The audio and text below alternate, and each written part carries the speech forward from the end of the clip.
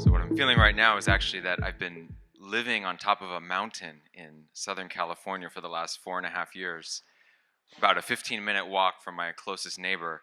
And so this is my first time actually coming back and being in front of a group of people. So it's really, it's a pleasure to be here.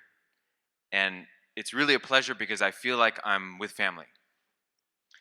And I mean that at the level of relationship, meaning there's a lot of familiar faces, a lot of familiar people. But I also mean that a level deeper. I mean that at the level of ideas. There's a lot of beautiful shared ideas and values in this group. But there's even a deeper level, a level of intentionality. And there's a lot of different ways of describing the shared intentionality that I feel here at this conference. And if I had to put a finger on it, I would say something like, we're all interested in how we bring modern tools or innovation to reconnect us to the well-being and wisdom that is timeless and always here. And so the title of my talk is, I kind of had this weird fantasy that the slides wouldn't work and I could just talk free of the slides, so maybe, maybe my fantasy is coming true. So my talk is about technology and human connection. And so, what is this interest in human connection? So in a way, we're more connected now than we've ever been. There's 5.25 billion people on social networks worldwide. But something is fundamentally missing.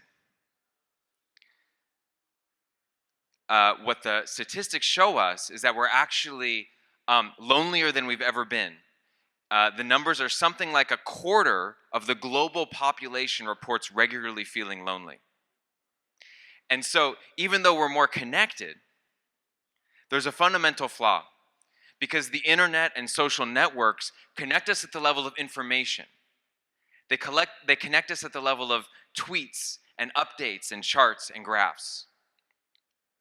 But if you think for a second about the most memorable, the most important moments of your life, how many of those had to do with information? How many of those had to do with intimacy, with a felt sense of connection, with beauty, with love? And so when it comes to connection, it's the quality of it that actually matters. And there's some interesting research that is showing more and more that this connection at the level of felt experience is not just a luxury, but it's actually a basic human need. The one I really like to cite is the Harvard study of adult development. This is my fantasy, it's amazing, it's coming true. Okay, I'm going for it. So, I'm letting go of the slides. So, this is where I start pacing, the brain juice starts getting flowing. So the Harvard study of adult development has been running for 87 years. It's the longest running longitudinal study into human psychology and well-being. And the founder of the study, out of Harvard, spent 30 years looking at the data. His name's George Valiant. And this is where I do need my slides. He came out, he made a synthesis of all the data. He boiled it down to one description. And he said, the quality of our connections in our life is the single biggest determinant to our happiness.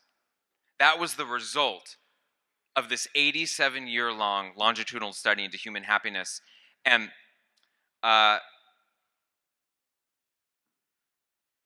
then he boiled it down to a simpler statement. He said, love is happiness. Full stop. And so, how do we do this? How do we reconnect humanity at this level of feeling, at this level of love? And in many ways, we've been doing this for thousands of years. This is not a new concept, right? This is actually core to what we do as human beings, and many of us in this room are working on this. We can use various forms of psychotherapy. We can use psychedelics. I mean, just Gordy's beginning of his talk, standing up and looking into someone's eyes is a beautiful form of connection. But the argument that I would like to make is that we need to use technology. And I say that not because I'm an engineer and, I studied robotics and I love technology and I think it's really cool, which is true. I say that because I'll give you a few reasons. One, I think there's an advantage to it. Technology is one of the most universally accessible cultural constructs on the planet. Over 90% of the planet has an active cell phone account. It cuts through language, it cuts through religion, it cuts through geography. And so if we can make tools for transformation as accessible as cell phones, then we have a chance to scale transformation globally. But there's another way of saying it. I call it the transformative technology imperative, which is that technology is becoming increasingly ubiquitous. Already it's mediating almost every aspect of our lives. Technology is the biggest influencer already on our beliefs, our behavior, and our consciousness. And so if we don't figure out how to design technology to be deeply nourishing, to be deeply connective at the levels that matter, then we're really fucked. Because then it won't be, and then we're surrounded by it. We're embedded within it. So, all right, let's get some slides going. Does this work? All right, still. The clicker doesn't work. It's faded. Here, check it out. Okay, there's some good pictures, All right, so how do we do this? How do we build the technology of human connection? So the beginning point is exploring the science of synchrony. Some people call it social neuroscience. There's a lot of different angles on it, but interestingly, in the last 20 or 30 years, there's been this bloom in the science of human connection. And we have these expressions, like feeling in sync, or feeling on the same wavelength with someone. And what's interesting is the science is showing more and more that that's actually measurable. Whether, for example, it's in teamwork, where you can actually put people together that are collaborating on a task, and you can show that the more their brain waves are literally in sync with each other, the more successful they are at collaborating. If you compare romantic couples to strangers, romantic couples have significantly more synchrony in their heart rate variability, in their respiration. You can see the same thing with mothers and children. You can see the same thing with teammates on a sports team. You can see the same thing with musicians that are playing together. This is the symphony that underlies the connection that we feel with our world. And naturally, from the science, we can begin to build the technology. And there's a lot of people that are already working on this. I'm looking at Roland over here, who's been working on this for decades. And this is something that I'm really passionate about. And how many of you have tried the group flow experience downstairs? Awesome. So a handful of you. So group flow is my effort to create a technology platform for human connection. And what group flow is it's a platform that, like the science of human connection, we can measure what's happening in the heart, in the breath, in the brain of up to 24 people at a time. But then we take that a step further. It's not just about measuring. We then turn that into sound and light and music. We give people the opportunity to hold their own heart in their hand as a glowing orb of light. We give people the opportunity to share their heart with another person, to share their heart with the collective, to experience as a collective a symphony. And one of the things that I've been doing is I've been a hermit up in Ojai on this mountain, is I actually built a temple. And this temple, I call it the modern temple. It's infused with over 500 lights built into the architecture of the space. And so now we've taken this experience of how we use technology to foster this sense of connection, and we've brought it into a space where now a group of people can actually experience their collective synchronized breath filling the entire room with light. or a group can experience their heart rate variability, coherence, or synchrony pulsing through the space. You can imagine. And so, and this is not a tech that just does one thing. It isn't like a specific algorithm that we've employed. The cool thing is we worked with facilitators from over 20 different traditions, from Buddhism to electronic music to Tantra to you name it, psychology, somatic therapy, and it's a design space. And so right now I'm actually working with two Buddhist teachers representing traditional lineages where we're adapting these very traditional Buddhist practices and we're merging it with this technology to try to bring the best of what these ancient wisdom traditions hold, and then be able to reap the advantages of being able to actually bring our embodied experience out into the space. And the thing that I'm really excited about is that we recently got funding. Woo, we got funding. So I'm not here raising funds, which is amazing. So thank you. That's what I get applause for. That's awesome. I got money. Thank you, Gordy. No, just kidding. So we got funding to actually do formal research on the technology. And so we're collaborating with Jonathan Schooler from UC Santa Barbara, Anil Chima, a number of other collaborators. Tim Mullen is over here in the crowd, is also a collaborator. And we are studying the way this technology can influence heart-breath synchrony, both within oneself but also within a group of people. Eddie talked about introspection. Introspection is the ability to become aware of what's happening inside our body. And we believe this technology can actually increase the skill of introspection.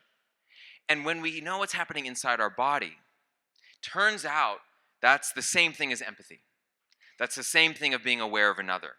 And this is the root of human connection. And so, the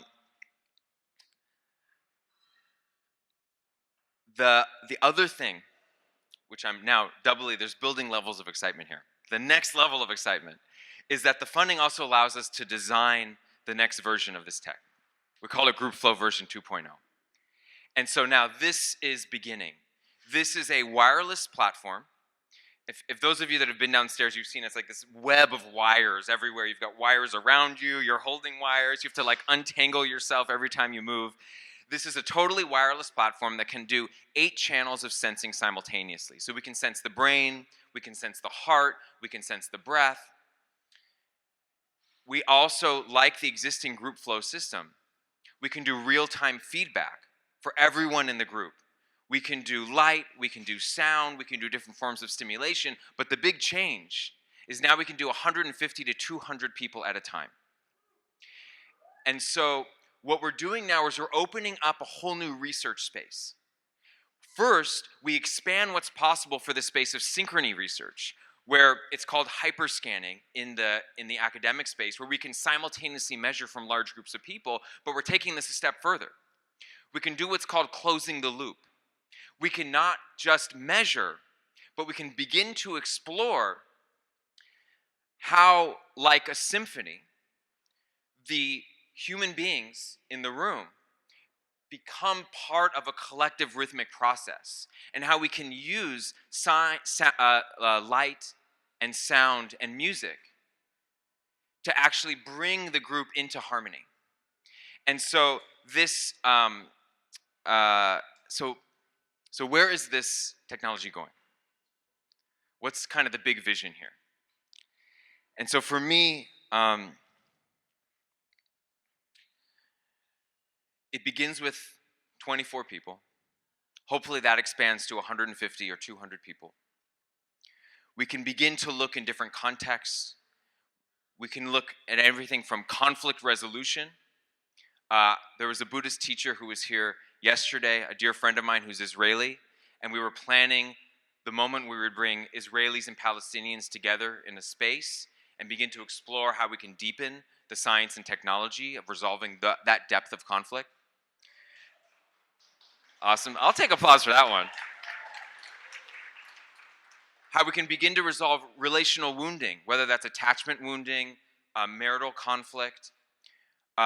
we can begin to, this is work we're already doing, enhancing teamwork and collaboration. And the other dimension is group experience. For those of you that have been to Burning Man, for those of you that have been to an electronic music concert, or even for something like this conference, what's the future of how we gather as a group and deepen into group connection? But taking this to the next level of vision, when we can do that for a conference of hundreds of people, how do we do that then over Zoom? How do we do that non-locally? How do we do that for 10,000 people, 100,000 people? My sense is that when we talk about connection, this is not about adding something new. This is not about learning a skill. The real depth of connection, as mystics and luminaries have told us for thousands of years, is actually basic to our nature. We are already connected, but we forget. And our fear and our defense gets in the way of that sense of connectedness. And so for me, this is a technology of remembering. This is a technology of reminding us about something that we already are. There's a researcher that I've been getting more and more excited about, Michael Levin. Thank you. Some of you know his work. He's amazing. And so Michael Levin does this incredible work developing a cure for cancer. And what he's discovered is there's this bioelectric network which creates this space of information connection for cellular networks. But it's a connection even at the level of identity and consciousness. And what he's found is that what cancer is it's a state of disconnection from this bioelectric network. The cancer cells lose that connection and they begin to see the world around them as just substrate for their growth. So they grow uncontrollably. But the cure he's found is shifting the bioelectric network to remind these cells that they are connected. And when you remind these cells that they are connected, and literally their sense of identity grows and expands to include the cells around them, they no longer start growing uncontrollably. They cease their growth. And so my question is, how do we do that? How do we do this at the human scale? How do we create the interconnected web that connects us not just at the level of information, but at the level of the heart, at the level of feeling? How do we create the internet of feeling? Thank you, everyone.